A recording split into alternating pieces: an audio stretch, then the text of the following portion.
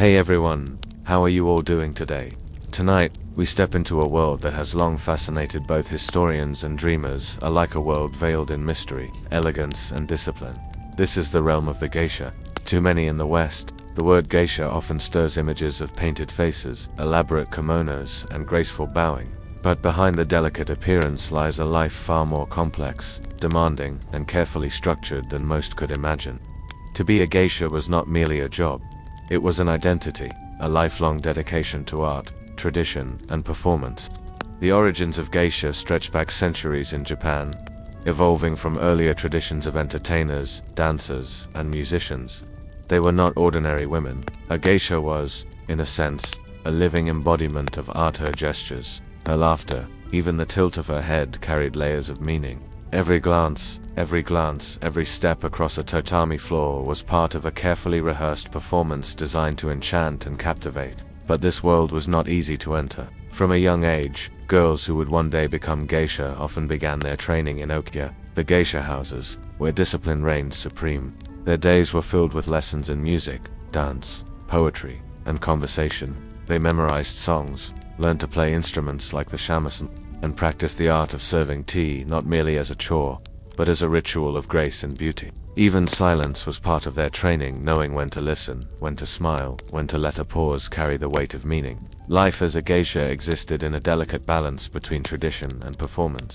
They were cultural guardians, preserving centuries-old practices, while also entertainers who had to charm, adapt, and survive in changing times. To the outside world, their lives seemed filled with elegance and refinement, but inside, it was also a life of sacrifice, one that demanded total commitment, where personal desires were often set aside in the service of art and duty. This was the world of the geisha, a stage where every detail mattered, where beauty was crafted through endless discipline, and where the line between art and life blurred until they became one. The journey to becoming a geisha was never simple. It was a path paved with discipline, endurance, and countless hours of practice. For many young girls, it began when their families sent them to an okiya, the geisha house. Once inside, their lives were no longer their own. Every moment, from dawn until late into the night, was dedicated to shaping them into living works of art. At first they were known as shikomi, or maids in training. Their days were filled with menial tasks, cleaning, serving meals, running errands for senior geishas. To outsiders, this stage may have seemed harsh, even unfair, but its purpose was clear. Before one could embody elegance, she had to learn humility and obedience. The okiya was a world of strict hierarchy, and respect for senior geishas was absolute. In the evenings, however, their true education began. Young apprentices studied the shamisen, a three-stringed instrument whose haunting notes echoed through the wooden halls. They learned nihonbayo, the traditional Japanese dance, where every flick of the wrist and turn of the ankle carried symbolic meaning. They memorized ancient poems, practiced witty conversation, and trained their voices to sing in tones that could both soothe and captivate an audience. It was not just about technical skill, it was about discipline of body and mind. A misplaced step, a clumsy gesture, even the way a fan was held, could reveal inexperience. Their instructors corrected every mistake with precision, reminding the apprentices that nothing about a geisha's performance was accidental. Eventually, once their basic training was complete, they entered the next stage, Meiko, or apprentice geisha. This was the true beginning of their transformation. As Meiko, they wore brightly colored kimonos with long flowing sleeves and elaborate hairstyles decorated with seasonal ornaments. Their makeup, white face, red lips, and carefully drawn eyebrows announced them as women in training, symbols of blossoming beauty not yet fully matured. The life of a Meiko was both exhilarating and exhausting. By day, she continued her lessons. By night, she accompanied senior geishas to banquets and gatherings, observing, learning, and sometimes even performing. It was here that the real test began. She had to charm guests with her conversation, dance with grace, pour psyche with elegance, and always maintain the poise expected of a geisha. Every mistake was a lesson, every triumph a step closer to her final goal. Only after years of dedications, sometimes as many as 5 or 6, would a Meiko finally debut as a full-fledged geisha. That moment marked not just a change in status, but a transformation of identity. She was no longer merely a girl in training. She had become a custodian of tradition, an artist whose every gesture carried the weight of centuries. Once a woman had crossed the threshold from apprentice to geisha, her life entered a rhythm unlike any other. Theirs was not a life of ordinary routines. but one steeped in ritual, artistry, and endless performance. Days for geishas often began quietly. Unlike most of Japan's working women who rose at dawn to labor in markets or fields, geishas could sleep later, for their world truly came alive at night, yet mornings were not idle. Many continued to refine their skills daily, practicing instruments, rehearsing dances, or meeting with instructors to perfect subtle techniques. Even the way they walked, the pauses in their speech, the tilt of a funnel were carefully cultivated. A geisha was never off duty, but it was at dusk that their world blossomed into color and light. As the lanterns of tea houses flickered to life, geishas prepared themselves for evenings that demanded grace, wit, and endurance. Dressing was itself a ritual that could take hours. Their kimonos, made of silk and embroidered with seasonal motifs, were chosen with precision, for each garment carried layers of symbolism. Tying the obi, the wide sash at the waist, required assistance, as its folds and knots were both elaborate and heavy. Then came the makeup, the white foundation that erased imperfections, the crimson lips shaped into a delicate curve, the black lines that emphasized their eyes. By the time she stepped outside, a geisha was transformed not simply a woman, but a living canvas of tradition and beauty. Evenings were spent in ochaya, the tea houses where the wealthy and influential gathered. Here geishas served not just tea and sake but atmosphere. They conversed with subtle humor, recited poetry, sang ancient songs, and performed dances whose movements evoked cherry blossoms falling or waves rising against the shore. The shamizan's plaintive notes filled the air, blending with laughter, clinking cups, and the murmur of voices. But behind the elegance was also strategy. A geisha's livelihood depended on her ability to win patronage. She had to balance charm with restraint, warmth with dignity. To entertain was her role, but never to lose control of her image. Unlike courtesans, geishas were defined not by physical intimacy, but by artistry and refinement. Their value lay in the worlds they created, worlds of illusion where men, even powerful ones, could feel both flattered and transported.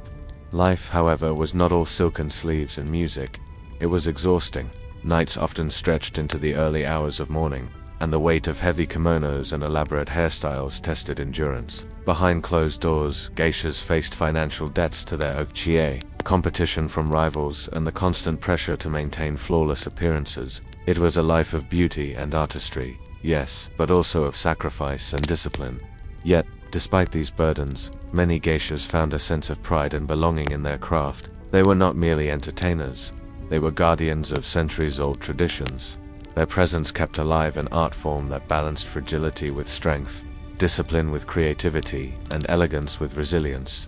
For guests who encountered them, the memory of a geisha's laughter, her music, or the fleeting grace of her dance often lingered long after the banquet ended. And for the geishas themselves, each evening was not just work, but performance, a chance to embody a living poem written in silk, sound, and silence. For all the shimmering silk and graceful gestures, life as a geisha was far from effortless.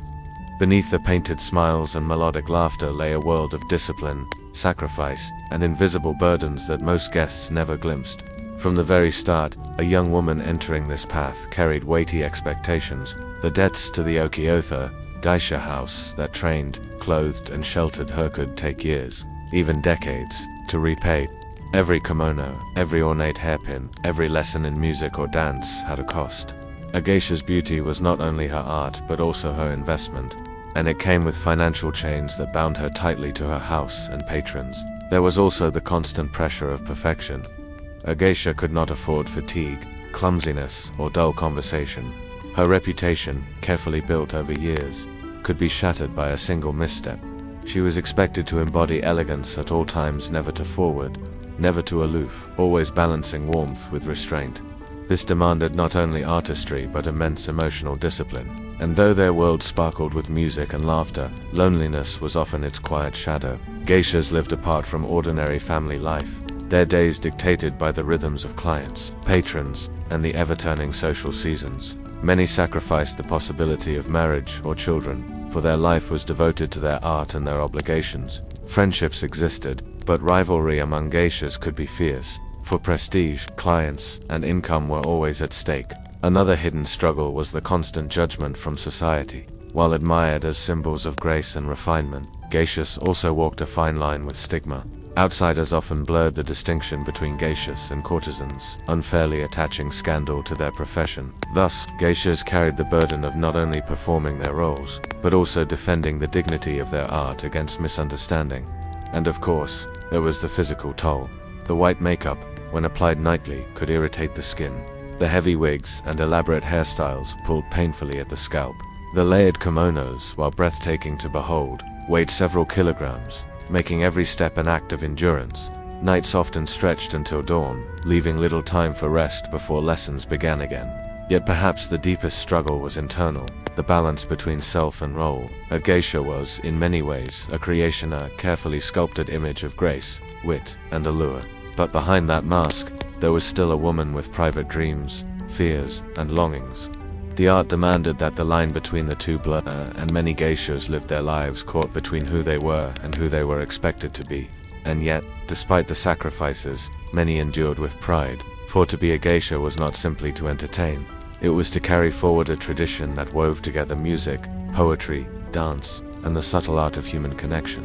Their hidden struggles were the price of creating moments of fleeting beauty, moments that their guests might cherish for a lifetime, even if they themselves carried the cost in silence. The world of the geisha, born centuries ago, has survived the passing of empires, the turmoil of wars, and the transformations of modern life. What began as an artistic and social tradition in the pleasure districts of Japan has evolved into one of the most enduring and iconic symbols of Japanese culture. In the Edo period, when geishas first emerged, their role was to provide refined entertainment, music, dance, conversation, and elegance in tea houses and elite gatherings. Over time, this art form crystallized into a profession bound by strict codes of conduct and training, where every gesture, every word, carried meaning. By the 18th and 19th centuries, geishas had become cultural celebrities, admired not only for their beauty but for their mastery of the classical arts. Yet the legacy of the geisha was not without turbulence. During the late 19th and early 20th centuries, Japan's rapid modernization brought sweeping changes. Western influences redefined fashion, entertainment, and gender roles, and the place of the geisha within society was questioned. Still, they adapted, blending traditional forms with new tastes, surviving where many other institutions of the past disappeared. The Second World War brought an even greater challenge. Many geisha districts were destroyed in bombings, and the hardships of wartime life forced countless women to leave the profession. After the war, confusion with prostitution, fueled partly by the American occupation and cultural misunderstandings, further clouded their reputation. Yet, through resilience and dedication, the geisha community worked tirelessly to restore the dignity of their art, reasserting that their craft was one of artistry, not scandal. In the modern era, the geisha has become both a living tradition and a global symbol. While their numbers have declined drastically today, only a few hundred remain in Japan. Their presence continues to captivate. In Kyoto, the heartland of geisha culture, visitors can still glimpse Meiko and Gaiko gliding through narrow lantern-lit streets, their silhouettes like echoes from another age. Each performance, each tea gathering, is a link in a chain that stretches back centuries. But the legacy of the geisha extends beyond Japan. They have inspired literature, art, theater, and cinema around the world. To many, they embody the mystery and refinement of a Japan that balances tradition with modernity. To others, they serve as a reminder of the sacrifices and discipline behind beauty, the unseen costs of crafting an image that captivates generations. The geisha story is, at its core, one of endurance.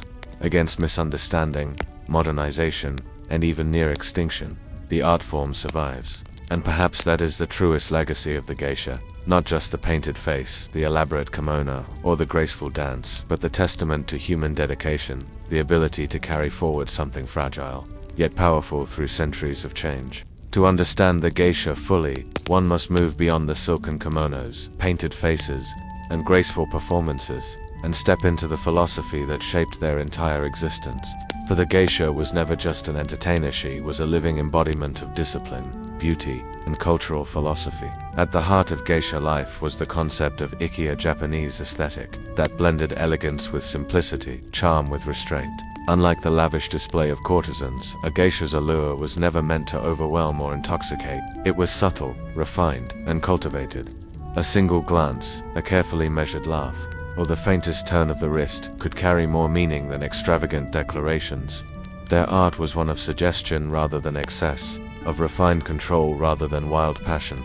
Discipline lay beneath every gesture. The training of a geisha was not merely about music, dance, and conversation. It was about learning how to live with intention. Posture was perfected until sitting or walking itself became an art form. Words were chosen not for their bluntness, but for the space they created in conversation, the pauses, the silences, the way language could flow like a stream rather than fall like stones. Even the application of makeup, layer by layer, followed a ritual of patience, turning the act of preparing oneself into an expression of meditation. Philosophically, geishas also embodied the fleeting beauty of impermanence, the Japanese notion of mono no aware, the awareness that all things, no matter how beautiful, are destined to fade. The cherry blossom, admired precisely because it blooms briefly, was mirrored in the life of a geisha whose career, beauty, and even presence at gatherings were cherished for their ephemeral quality. The geisha was, in a way, a reminder to her patrons and to society itself. Beauty is not permanent, and it is most precious when it cannot last. There was also an unspoken philosophy of service and balance. A geisha's role was not to dominate the stage, but to create an atmosphere where others, her guests, felt elevated, lighter, freer from the burdens of their public lives. She was both the mirror and the veil, allowing powerful men to express themselves while gently guiding the tone of the evening with tact and charm. To live as a geisha was to live in constant awareness of others' emotions, anticipating needs before they were spoken, and shaping moments of ease in a world that often felt heavy with responsibility. Through this lens, the geisha becomes less of a historical curiosity and more of a living philosophy, an artist who turned existence itself into performance, whose every choice was an act of beauty, discipline, and meaning. As Japan stepped into the winds of modernization, the delicate world of the geisha found itself standing at the edge of change. The quiet lantern-lit streets, the tatami rooms filled with music and laughter, suddenly seemed fragile against the march of industry, railroads, and Western influence. The geisha, once central to elite society, now had to fight for her place in a rapidly shifting world. During the Meiji era, Japan opened itself to Western ideas at a breathtaking pace. Men who once spent evenings in tea houses with geishas now found themselves dazzled by Western theaters and cabarets. New forms of entertainment emerged, glitzy and modern, threatening to overshadow the subtle elegance of the geisha's art. To survive, many geishas adapted, blending elements of Western music and fashion into their performances, while still striving to protect the essence of their tradition. The turmoil deepened in the 20th century. Wars tore through the country, and with them, the fabric of geisha life. Districts were bombed into ashes, okia dissolved, and countless geishas were forced to abandon their craft simply to survive. After the devastation of the Second World War, the very image of the geisha was clouded with misunderstanding. To occupying foreigners, the line between geisha and courtesan blurred, and the dignity of centuries-old artistry was reduced, in many eyes, to scandal. But traditions that have roots as deep as the geishas do not vanish so easily. Even in the ruins of bombed-out cities, geishas reassembled, retrained, and reclaimed their role as artists rather than objects of misinterpretation. Theirs was a quiet resilience, polishing shamisen strings, rehearsing dances, and once again gliding through streets that still remembered their footsteps. By the mid-20th century, the number of geishas had already declined sharply. But those who remained carried their craft like guardians of a fading flame. They became symbols not only of beauty and art but of cultural perseverance, keeping alive an identity that might otherwise have been lost in the rush of modernity. The twilight of tradition was bittersweet. The world that once needed geishas had changed irreversibly, but the geisha herself adapted, surviving in smaller numbers, in smaller districts. As a living testament to elegance and discipline, her presence in modern Japan became rarer, yet all the more treasured, like the fleeting bloom of a cherry blossom that lingers in memory long after it has fallen. Today, the geisha exists not as a widespread presence in Japanese society, but as a rare and treasured symbol of living tradition. Once numbering in the tens of thousands during their peak, geishas now count only in the hundreds, their world concentrated in a few historic districts such as Koto's Gion Kanazawa and some neighborhoods of Tokyo. Yet within these narrow streets lined with wooden tea houses and paper lanterns, the art of the geisha continues to breathe.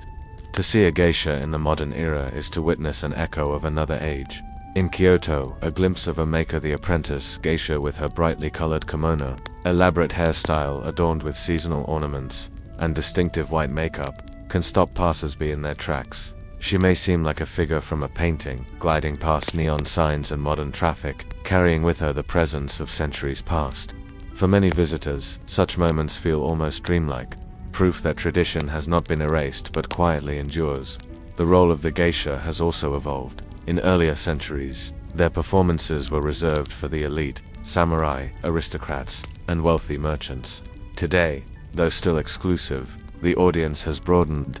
Banquets and tea gatherings may include foreign visitors, business leaders, and those who seek not only entertainment but immersion in cultural heritage. A geisha's dance, song, or conversation is no longer simply an evening's diversion. It has become a bridge between past and present, a window into Japan's enduring spirit. Yet modern life presents new challenges. The training of a geisha is as rigorous as ever, but fewer young women choose this demanding path, preferring the freedoms of contemporary careers and lifestyles. Maintaining the okiya, acquiring costly kimonos, and sustaining tea houses requires immense resources. For this reason, the number of geishas continues to shrink, and many fear the tradition may vanish altogether. Still, the geisha endures, not as a relic, but as a living embodiment of resilience. Their presence in today's world carries even greater weight because it is so rare. To attend a geisha performance, to share in the quiet elegance of their world, is to experience something that cannot be replicated by technology or modern entertainment. It is fragile, ephemeral, and all the more powerful for it. In this way, geishas of the modern era remind us that tradition is not merely about preserving the past. It is about giving it new life in the present. Their art continues to whisper across centuries, telling us that even in a fast-moving world, beauty and discipline still matter, and that some forms of grace can never truly fade. For centuries, the geisha has been wrapped in layers of fascination and misunderstanding. To some, she is a mysterious enchantress. To others, she is confused with courtesans or figures of scandal. The truth, however, is both simpler and far more profound. To understand the geisha is to strip away the myths and see the woman and the art behind the painted face. One of the most persistent misconceptions is that geishas were courtesans. This belief, especially reinforced during the post-war years when foreign soldiers misused the word, unfairly blurred the line between artistry and physical intimacy. In reality, geishas were never defined by such roles. Their purpose was not to sell their bodies but to perfect the art of creating an atmosphere through music, dance, poetry, wit, and grace. They were entertainers, yes, but entertainers of a refined and disciplined order, whose skill lay in elevating ordinary gatherings into experiences of elegance. Another myth is that geishas lived lives of glamour and ease. From the outside, the silk kimonos, elaborate hairstyles, and graceful performances suggested effortless beauty. But behind the scenes lay years of relentless training, financial burdens, and the constant pressure of maintaining perfection. Every smile was practiced, every gesture rehearsed. Far from a life of indulgence, it was a life of duty, discipline, and sacrifice. There is also the romanticized image of the geisha as submissive, silent, or lacking agency. In truth, many geishas wielded considerable influence in their social circles. They were confidants to powerful men, shaping conversations, diffusing tensions, and guiding interactions with tact. Some managed their own okiya, becoming businesswomen who handled finances, property, and the mentorship of apprentices. Far from passive figures, geishas often stood as examples of resilience and independence within the boundaries of their profession. The myth and the reality coexist, feeding the allure of the geisha to this day. What makes the truth so compelling is that it does not diminish the mystery, it deepens it. To see a geisha is to witness someone who has devoted her life to turning existence into art, who blurs the line between performance and being. The white makeup and crimson lips may create the illusion of a mask, but behind that mask is a woman whose humanity makes the art even more powerful. To go beyond the myth, then, is not to dispel the magic but to see it more clearly. A reminder that the geisha's true legacy lies not in fantasy or misconception, but in the quiet strength, discipline, and artistry of real women who gave their lives to preserve beauty in a world that too easily forgets it. In the end, the story of the geisha is not just about painted faces, silken kimonos, or delicate dances. It is about the resilience of art in the face of change, the discipline of turning life itself into performance, and the fragile beauty of traditions that endure even when the world around them transforms. The geisha embodies a paradox. She is both timeless and fleeting. Her presence lingers like the echo of a shamisen string, fading into silence yet unforgettable. To witness her is to experience something that cannot be captured by photographs or imitations. It is an encounter with the living essence of elegance. Her legacy reminds us that beauty is not simply about what dazzles the eye, but about what lingers in the heart. It is the pause in a conversation that carries more meaning than words, the subtle smile that eases a burden, the dance that tells a story without speaking. These are the gifts the geisha has carried across centuries, not just performances, but lessons in how to live with grace, awareness, and intention. And so, even in a modern world rushing ever forward, the geisha whispers a different truth, that not everything worth cherishing can be hurried, that some things demand patience, discipline, and reverence. Her art teaches us to see the fleeting nature of life not as a loss, but as the very reason it is precious. Like the cherry blossom that blooms only for a short while, the geisha's world is fragile, rare, and impermanent. Yet it is precisely this impermanence that gives it power. For in each fleeting moment of beauty, there is eternity, an eternal reminder that art, tradition, and the human spirit can outlast time itself.